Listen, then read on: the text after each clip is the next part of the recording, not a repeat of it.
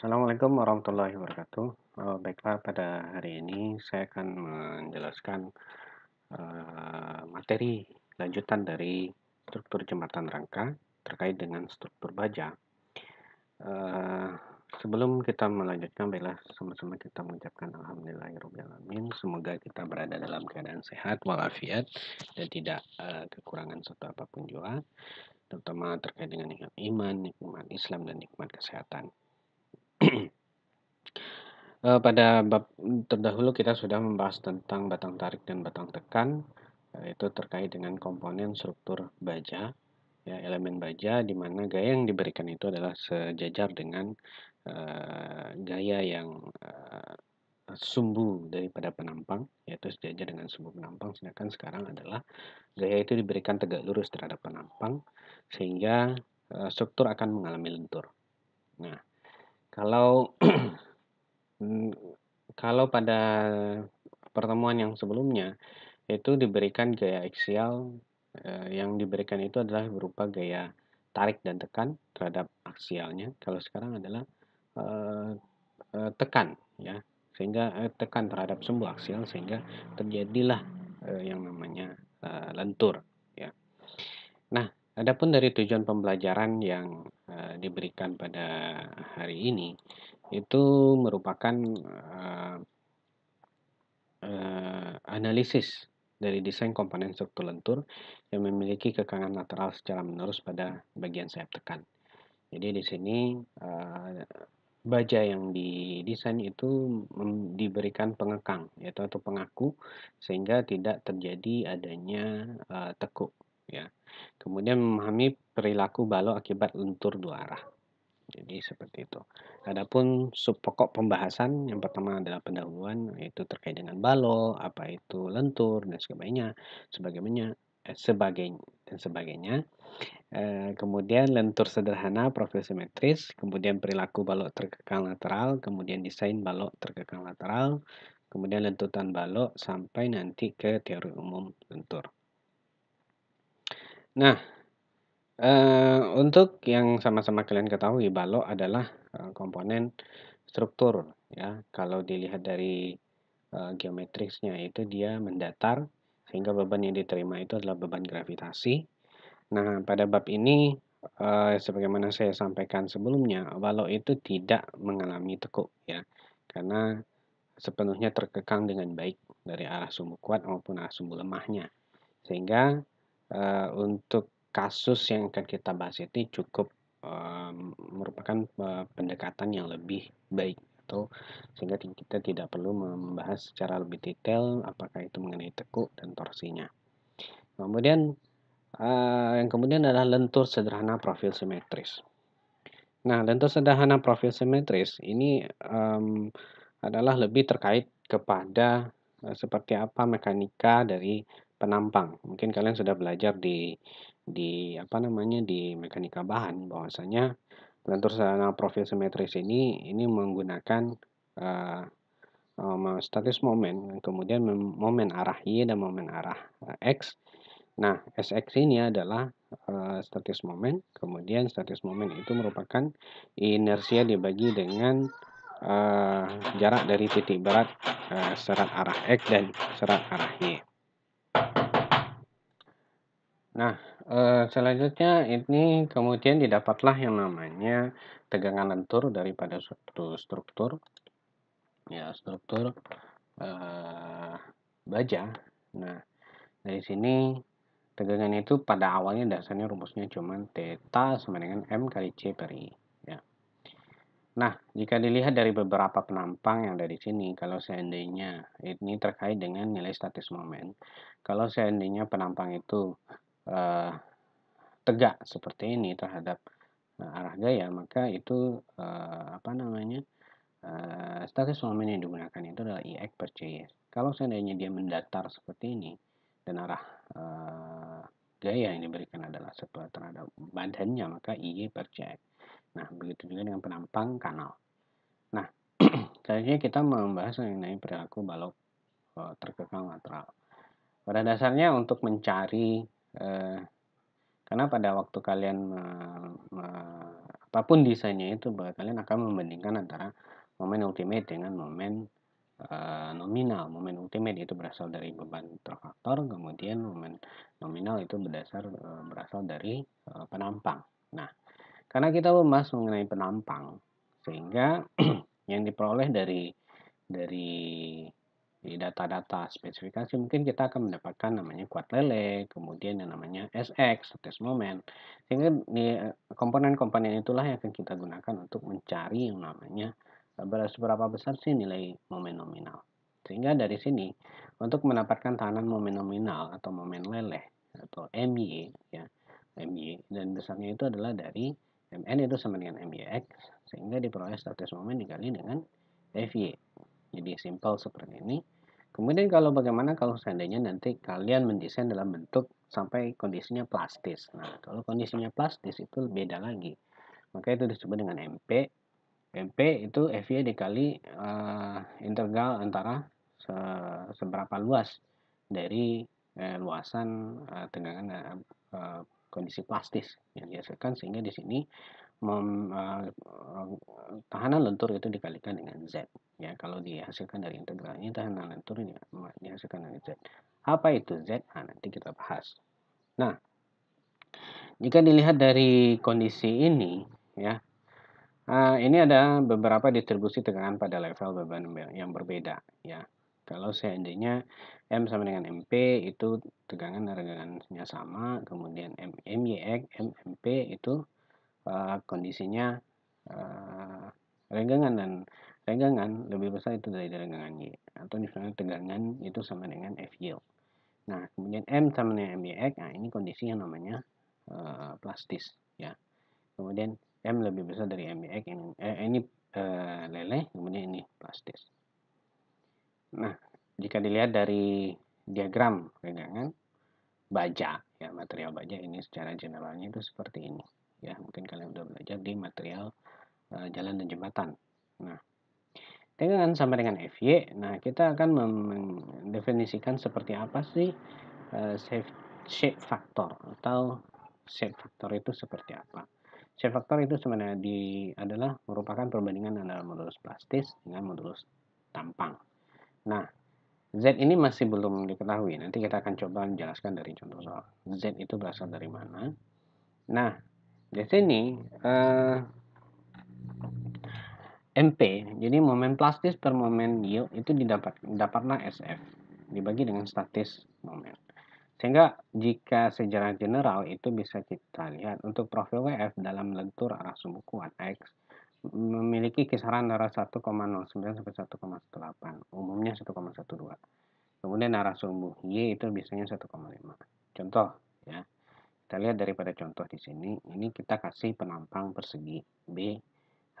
Nah, mencari ZX itu adalah 2 kali dari penampang, lebar penampang dibagi dengan H per 2, jadi titik berat di sini, dikali H per 4 di sini. Jika ada faktor beban yang ada di sini, H per 4 berarti setengah dari sini, maka akan diperoleh seperempat PH kuadrat.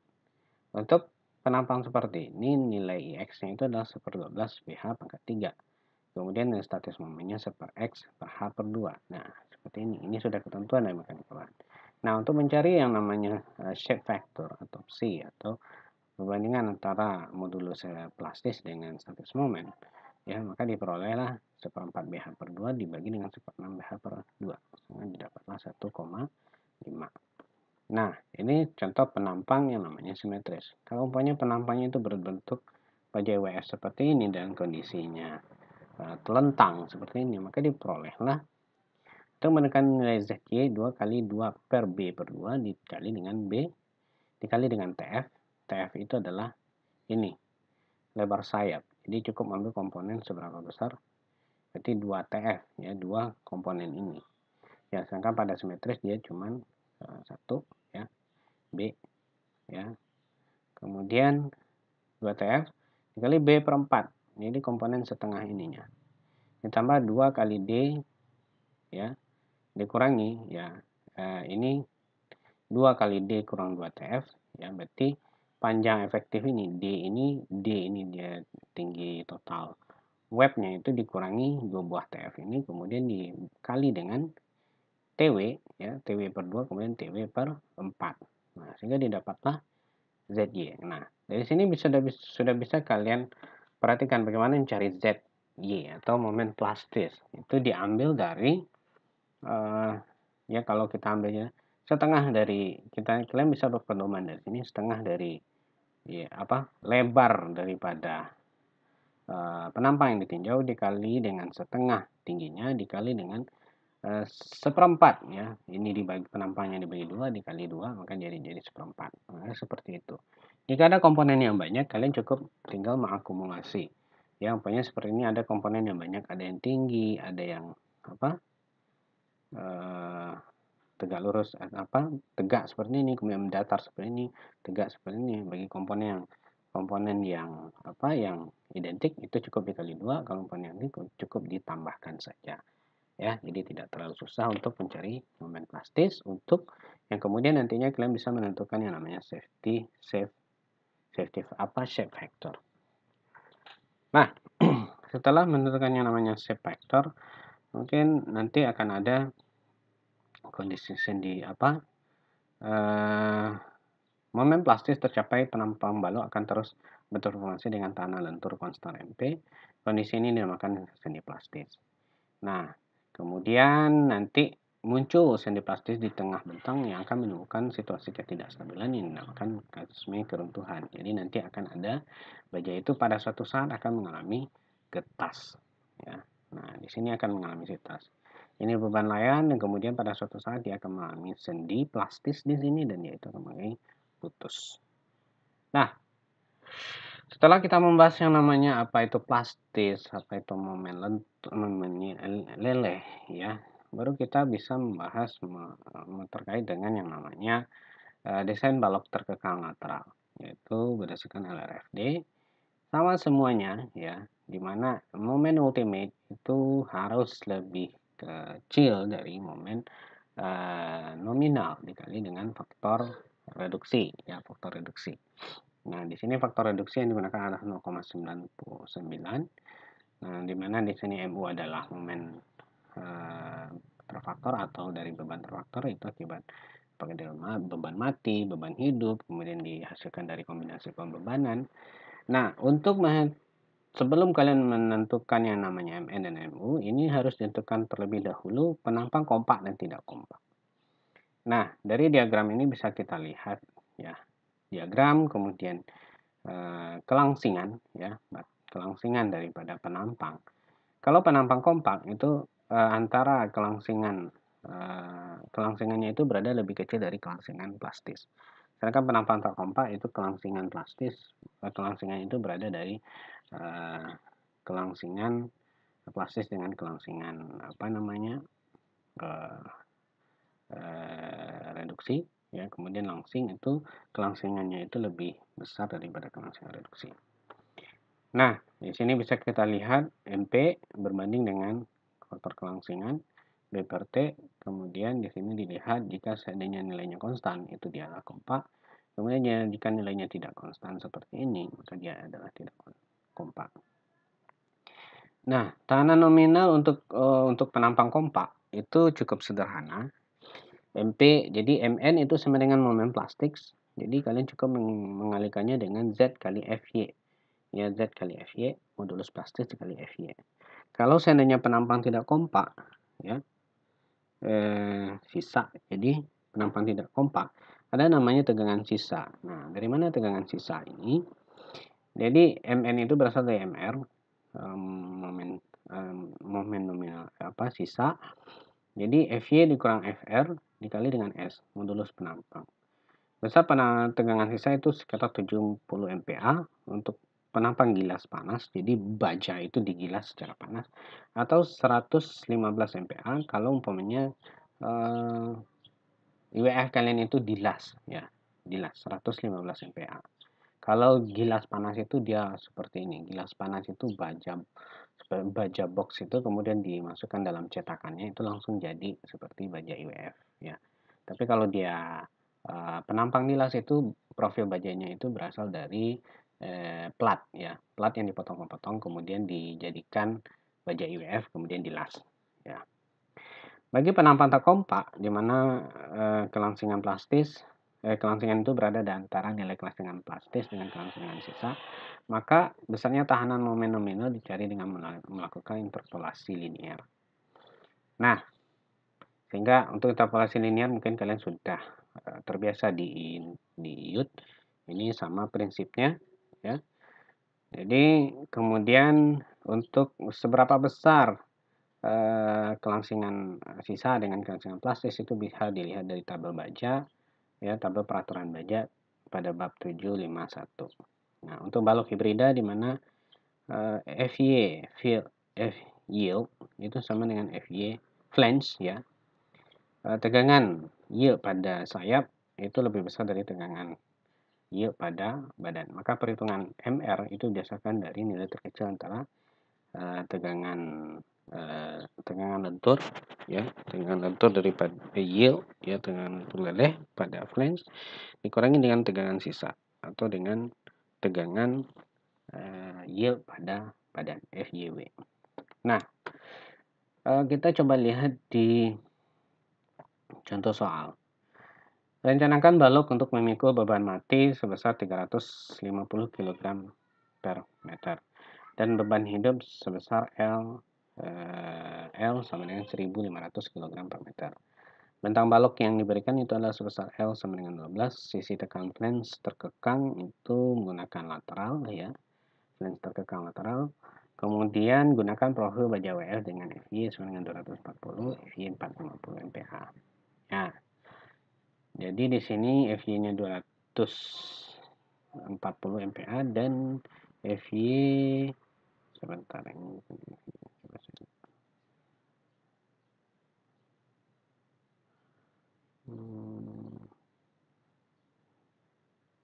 Oke.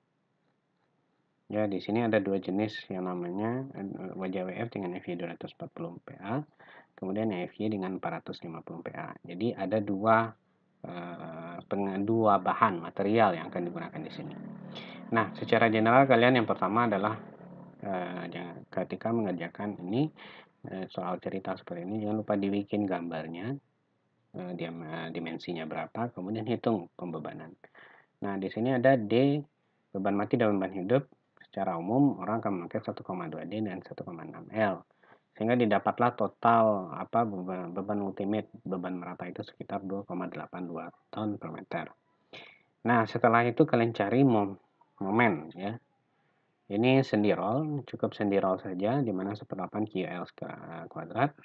Dapatlah momen ultimate, kemudian MN dari mana MN diambil dari momen ultimate dibagi dengan faktor reduksi, mungkin ketercapaian dari momen nominal itu adalah 56,4 ton per meter.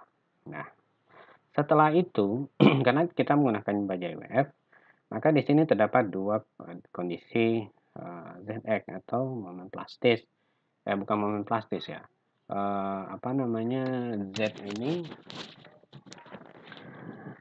Z ini adalah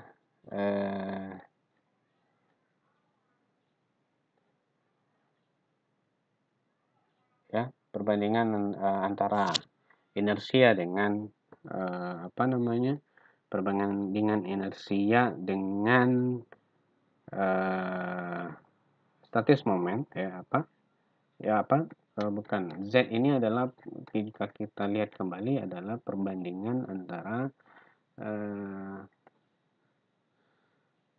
bukan. Jadi ini luas penampang ya. Luas penampang di mana faktor yang mengalami tinjauan tekan ya. Di sini Z di sini ya. Jadi Z ini kemudian jika kita lihat ke bawah lagi, nah maka bisa kita lihat nilai untuk ZX itu bisa dijabarkan rumusnya seperti ini, sedangkan untuk ZY dijabarkan seperti ini ya. Nah, itu diambil dari mana? Untuk B. Jadi untuk ZX itu diambil dari B dikali TF. B dikali TF. Jadi satu penampang ini ya. Kemudian dikali D dikurang TF. D dikurang TF, ya. Kemudian ditambah dengan 1/4 TW, ya, 1/4 TW. Nah, ini dibagi apa? Kemudian dikali D dikurang 2TF dikuadratkan. Jadi ini sudah hasil akhirnya, ya. Kalau kalian ingin menjabarkan satu persatu juga bisa, ya, dijabarkan satu persatu juga bisa. Ini sudah menjadi akhir. Untuk ZY-nya adalah setengah B kuadrat, jadi setengah B kuadrat dikali TF, ya, kali TF. Kemudian 1/4 TW dikurang D kurang 2TF. Nah, untuk H itu sama D dikurang 2 kali R0 jari-jari gerasi ditambah dengan TF. Nah, kita akan coba menggunakan, jadi untuk FY 240 di sini diasumsikan profil WF-nya 350 dikali 12 kali 19 untuk kelangsingan leleh B per 2 TF, ya, 350 ya dibagi dengan 2 kali 19, maka didapatlah kelangsingannya 9,21. Ini kelangsingan flange, ya, bukan leleh, ya, flange. Kemudian kelangsingan badan itu H per TW, jadi 350 dikurang 2, ya, kali 20 tambah 19. Ya, 20 itu diambil dari 20 ini diambil dari 350 dikurang 2, ya, 12 itu adalah TW H. Oh, ini jari-jari gerasi, ya. H 2 kali R0 tambah TF tambah 19, ya. Nah, kemudian didapatlah nilai kelangsingan webnya itu 22,67. Nah, kita lihat untuk mencari lambda kelangsingan plastis, maka didapatlah di sini kita akan coba lihat 170 ini diambil dari ini rumusnya. Pertama komponennya adalah 170 dibagi dengan FY, ya. Yieldnya, kemudian 170 dibagi akar dari 240 dapatlah 10,97. Kemudian untuk rumus selanjutnya itu ini berdasarkan peraturan baja. Ini 1680 dibagi FY, maka dibagi 240 maka 108,44. Kemudian dari tegangan sisa itu diambil 370, ya. FY dikurang FR. Ya, dengan sisanya itu udah sekitar 70, dapat 28,37, kemudian 250 per FY 164,6. Nah, jika dibandingkan, ya, maka bisa dilihat di sini, ya, setelah dibandingkan antara faktor kelangsingan, ya, mungkin kita lihat di sini. Nah, maka dilihat dari nilai ini, maka didapatkanlah adalah penampang dalam kondisi kompak, ya. Nah, seperti apa yang disampaikan di sini, ya. Oke. Nah, selanjutnya untuk kita akan mencari yang namanya ZX, ya, untuk mencari nilai momen plastiknya itu berapa. Ini sudah ada rumusnya, ya. Jadi kalian tidak untuk mencari yang namanya baja IWF cukup pakai rumus ini saja. Jadi kalian tidak perlu mendeskripsikannya, mencari satu-satu. Jadi langsung pakai B kali TF kali D kurang TF tambah 1/4 TW dikali D kurang 2 TF kuadratkan. Jadi pakai ini saja. Kemudian untuk mencari momen plastis dapat nilai ZX dikali dengan tegangan lentur. Dengan lenturnya maka diperoleh MP sebesar 59,84. Nah, maka jika kita bandingkan dengan momen ultimate dibagi psi atau momen nominal, ya, maka nilainya itu lebih besar. Jadi dalam kondisi plastis ternyata dia lebih besar memikul beban dari momen yang ditetapkan rencana. Maka di sini adalah oke. Kemudian kita coba untuk FY 450 dengan profil yang sama, dengan yang sama, maka bisa dilihat di sini penampangnya itu tidak kompak, ya, penampangnya enggak kompak. Oke. Sehingga di sini bisa dilihat dikalikan dengan, ya, ZX kemudian FY, maka diperolehlah momen Kalau tidak kompak, maka kalian harus mencari yang pertama momen plastis, kemudian dicari reduksi, ya, kemudian momen sisa atau reduksi, ya, reduksi sehingga diperoleh di sini 87,5 ton, ya. Profil terlalu kuat, ya, jadi profilnya itu terlalu kuat dan coba profil yang lebih kecil, ya. Sehingga bisa disimpulkan dengan EV 450, profil 350, 350, 12, 19 ini terlalu kuat dengan beban yang ada, ya, jadi tidak ekonomis, sehingga coba dikurangkan, sehingga diperoleh kelangsingan seperti ini, ya, ada kelangsingan seperti ini, dan selanjutnya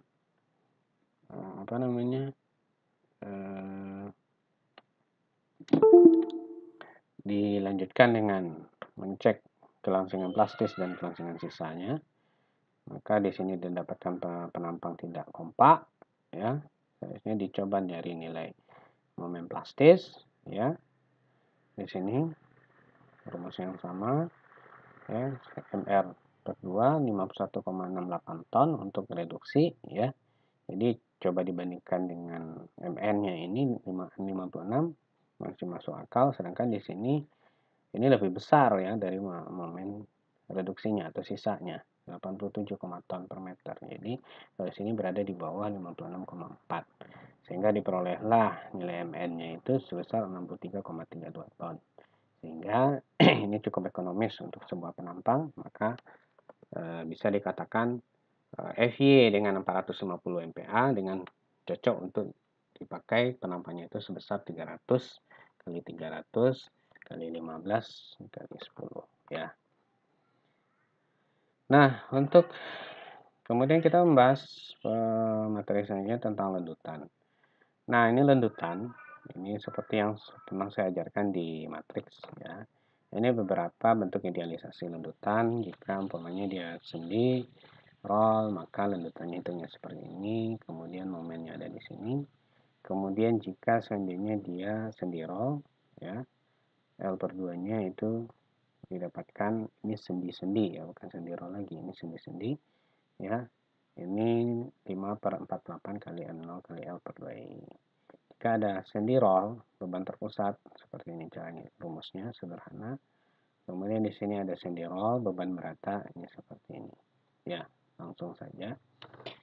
Nah, dalam beberapa kasus tertentu, batasan lendusan lebih menentukan dalam pemilihan profil balok daripada tahanan momen. Jadi, pada dasarnya orang lebih cenderung melihat seberapa sih besar lendutan daripada orang melihat dari tahanan momen.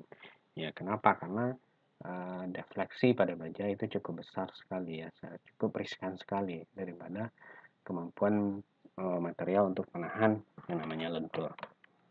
Nah, ketika ini kita coba dimasukkan ke dalam ke dalam rumus, kalian setelah mengetahui namanya nilai momen, itu cukup langsung memasukkan ke dalam persamaan lendutan ini, ya. Dari contoh soal ini bisa kita lihat, rencanakan komponen struktur balok berikut di 200, ya, sama beban hidup 1200, panjang balok L8, mutu baja 37, disyaratkan batas lendutan tidak melebihi L300. Nah, jadi syaratnya itu tidak bentang dibagi dengan 300, ya. Jadi pokoknya bentangnya ini adalah sekitar 8 meter, berarti 8.000, ya. Kita akan coba lihat di sini berapa persyaratannya, ya. Ada sekitar berarti 8.000, ya, dibagi dengan 300, ya. 8.000 bagi 300, ya. Di sini ada sekitar syaratnya itu 26,67, tidak boleh lebih dari 26,67. Nah, pertama yang kalian lakukan adalah cari momen ultimate, kemudian dicari beban terfaktor, kemudian momen ultimate. Setelah itu asumsikan penampang kompak, ya. Jadi rencananya itu pakai rumus yang paling sederhana, dia penampang kompak. Kemudian ZX perlunya itu ada sekitar MU per opsi FY 800 cm3. Nah, kemudian dari sini bisa kita lihat, ya, cek faktor kelangsingan, kemudian cek yang namanya kompak atau tidak kompak, karena pertama di awal diasumsikan penampangnya kompak, kemudian untuk itu setelah didapat penampang kompak maka saya hitung inersia, ya inersia, jadi 1/8 ya ml itu sama dengan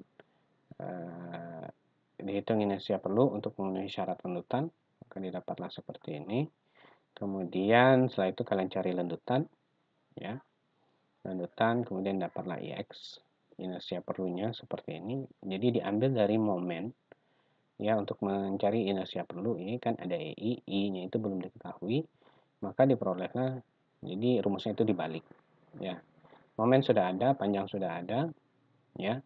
Kemudian E juga sudah diketahui sama 2 kali 10 per 5. L juga sudah ada, jadi tinggal kalian menentukan seberapa IX perlunya. Dapatlah 1200 cm pangkat 4. Nah, dari sini bisa dilihat bahwasanya IX, ya, IX ini terjadi perbedaan, ya, IX terjadi perbedaan di mana pada profil WF tak mencukupi, ya. Jadi kalau dilihat dari, karena IX yang profil 300 200 itu IX-nya itu adalah sekitar 11.300 dilihat dari tabel, ya. Nah, jadi dicek dulu dari penampang yang kalian asumsikan itu, dicek ya. Awalnya kan kalian mengasumsikan penampang kompak, ya. Dengan 300 200, ya 300 200. Ya walaupun nanti di sini juga ada bisa mencari X-nya berapa. Ini ZX bisa dicari di tabel. Soalnya ZX ini bisa ada di tabel atau kalian cari sendiri juga bisa. Ya. Nah, ternyata besarnya itu lebih momen apa? Ini seperlunya lebih kecil, ya. Tidak lebih besar dari apa yang didapatkan dari penampang. Ini dari tabel baja. Sehingga ditingkatkan ya menjadi 350 sehingga inersianya menjadi 13.600. Jadi melebihi daripada inersia perlu dan ZX-nya 840,85. Nah, data-data ini ada di tabel baja. Coba dicek lendutan, ternyata cocok ya dengan L per 300 atau 8.000 per 300 sama dengan 26,67 meter dibandingkan dengan cek lendutan yang ada itu lebih kecil dari yang disyaratkan. Nah, itu dari contoh ini tampak bahwa kondisi batas layan lendutan lebih menentukan dalam kondisi batas tahanan dalam proses desain profil yang aman. Jadi, selain kalian merencanakan yang namanya terhadap momen, tapi lendutan ini memiliki faktor yang lebih krusial. Nah, untuk contoh 55 silakan kalian baca sendiri pada handout yang sudah saya kasihkan. Untuk geser gilas, nah ini lebih ke teori, ya. Ini bisa kalian langsung aja memakai rumus ini saja, ya. Sedangkan penjelasan ini adalah bagaimana proses material itu dijabarkan, geser yang terjadi pada sebuah penampang baja. Jadi kalau kalian ingin mencari yang namanya geser gilas atau FV itu pakai rumus ini saja. Nah, sehingga kalian bisa menentukan seberapa besar sih geser yang terjadi pada baja. Ya, cukup rumus ini saja, sederhana. Nah, kemudian tahanan geser ini tahanan geser ya geser gilas ya, penampang geser pada penampang gilas. Nah, sedangkan tahanan geser nominal pada penampang gilas itu rumusnya ini Vn sama dengan tau.